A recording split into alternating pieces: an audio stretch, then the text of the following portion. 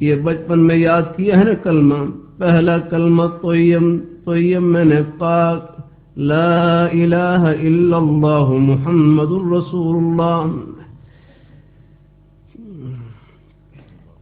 ہمارے حضور صاحب فرمانے لگے، جامع شفیع شیخ الحدیث فرمانے لگے بعض الفاظ کا مطلب بڑی دیر کے بعد سمجھ میں آتا ہے.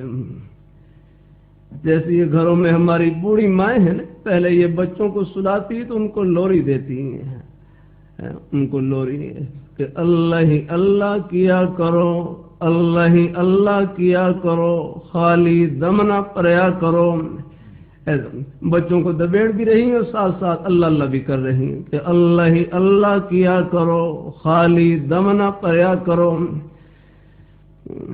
تو ہر فرمانے لگے مجھے پہلے سمجھ میں نہیں آتا تھا یہ بوڑھی مائیں کیا کہتی ہیں، تو بڑی دیر کے بعد سمجھ میں آئے کہ اللہ ہی اللہ کیا کرو، خالی دم نہ پریا کرو، کہ خالی سانس نہ لیا کرو، ہر سانس میں اللہ اللہ کیا کرو. ہاں یا اللہ، یا اللہ.